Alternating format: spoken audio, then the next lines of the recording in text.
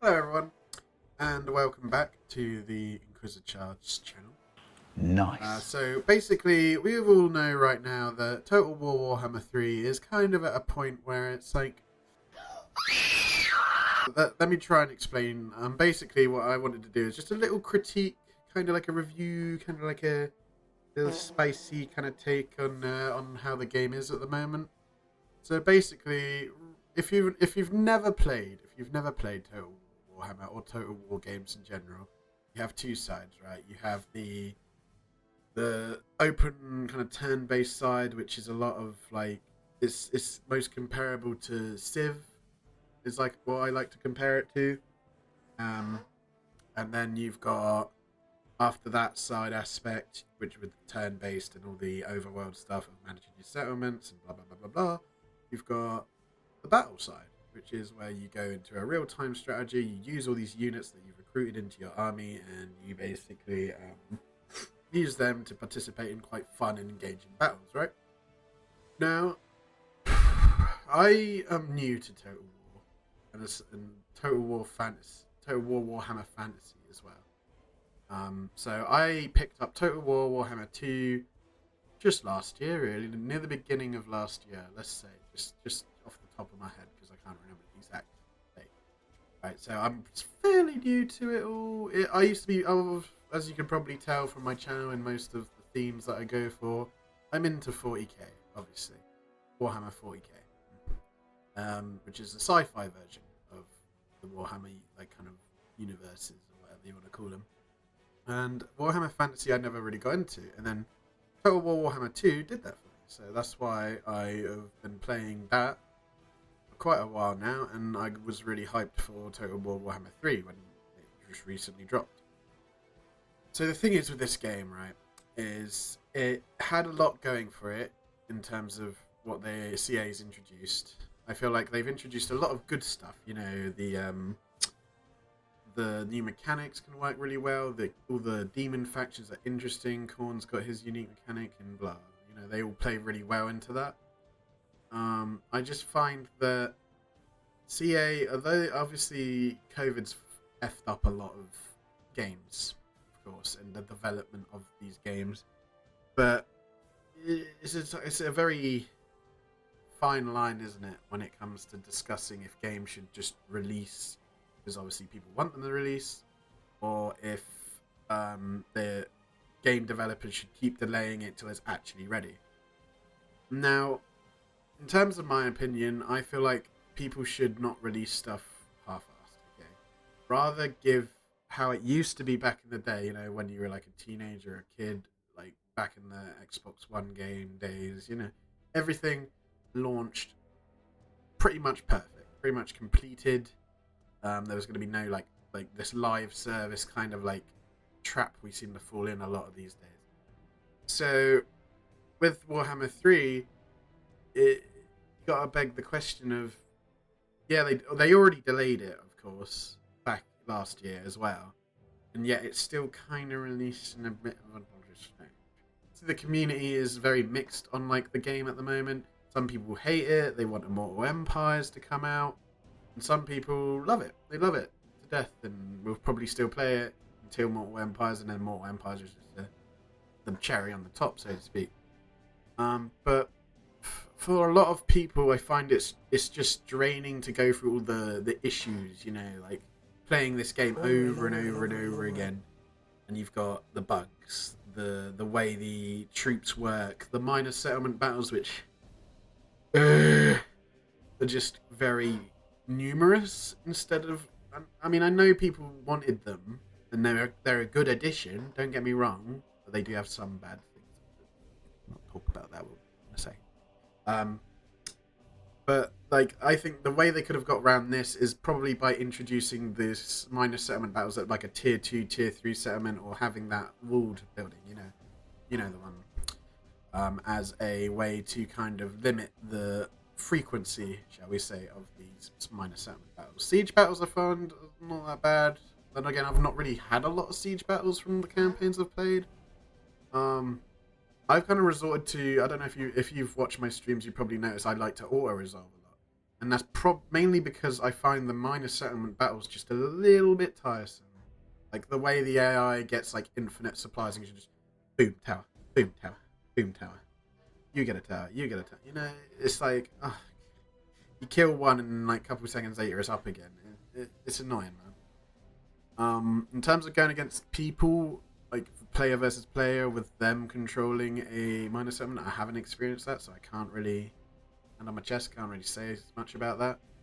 In terms of like everything else, I feel like even where you place, even where you place like the towers, the the walls, you know, it's very limiting. Like I've seen a video, I think it was by one of the beautiful content creators out there that focus around Total War, did a video on how in like the older Total Wars you were able to place like traps and all sorts of stuff freely.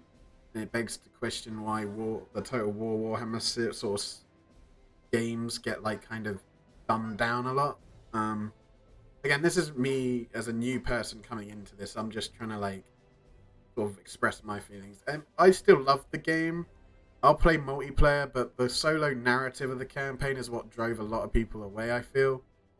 But in general, I think I've gotten fatigued, and I feel like a lot of other content creators have got fatigued.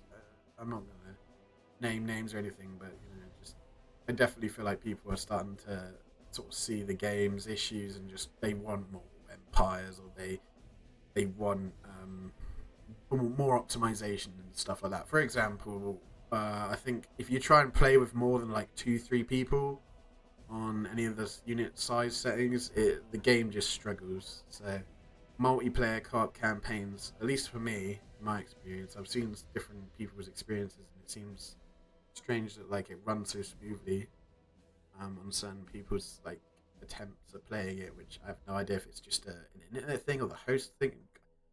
God knows, God knows. I haven't researched massively into that, but from my experience, this is my experience and some other people's experience, it struggled to run more than 3-2 people with medium settings, you know, on unit scale. But yeah, this game needs improvements basically, and I have streamed it. I've completed the Corn campaign, the Cathay campaign. I tried the Demon Prince one and I just couldn't do it. This was before the update though. And I've just recently completed my Kislev campaign, so I feel like I've got enough experience now with it. But yeah, it's a shame they launched kind of unfinished, but I still to CA in that you guys have made a brilliant game, you know. And this isn't just me like giving you a nice little tickle in the old rear, but yeah, it's a good game. It's just got some flaws. Sorry if it sound like this is the first time I'm trying sort of something like this, so you know. But yeah, I won't stream it much more, probably unless it's multiplayer or recorded stuff. Maybe some 1v1s, 2v2s. We'll see. And I do plan to do like a chaos themed, narrative driven campaign with some other creators. Once the multiplayer's actually fixed. But from now on, I'm going to try and just chill out with the Total War Warhammer streams. I know a lot of people like those streams, I think, from what I've seen on the viewers and stuff. So yeah, it sucks, man. It sucks. I've sort of got to that point as well where I'm just kind of drained with all the bugs, and I just hope CA makes the patches and gets Immortal Empires out, or whether it's going to be called out soon. I'll probably come back to the game at that point. I do want to try and just, yeah, it's a shame. It's just a shame. And my verdict, though, of my official review of the game, as it is right now, probably like a 7 or a 6.5, I'd say.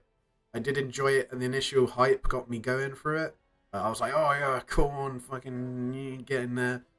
But just from long-term exposure, as it's kind of the hype's died down and everything's sort of settling in, it's kind of the view sort of did a 180 or 360 or whatever. It's just all over the place now.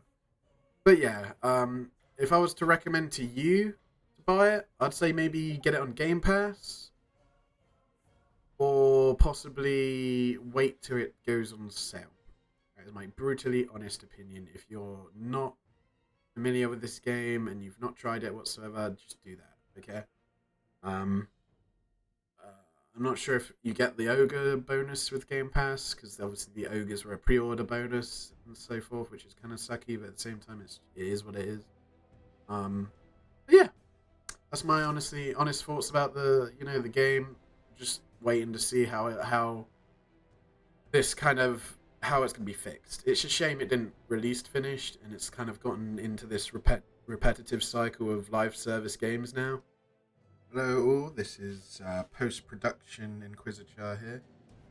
As of new news, CA will also be doing a roadmap for Total War Warhammer 3 soon.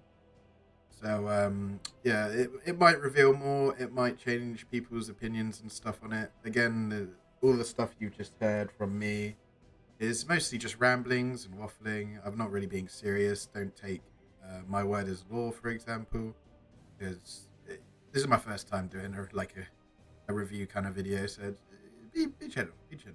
But honestly, you just gotta. It seems like that's just the world we live in right now, isn't it? Still, I remain hopeful, cautiously optimistic, as one would say. Anyway, guys, thank you so much for listening. All I'm saying, CA, is we've got the Blood for the Blood God pack coming out at some point. When's the free the Nip pack coming out?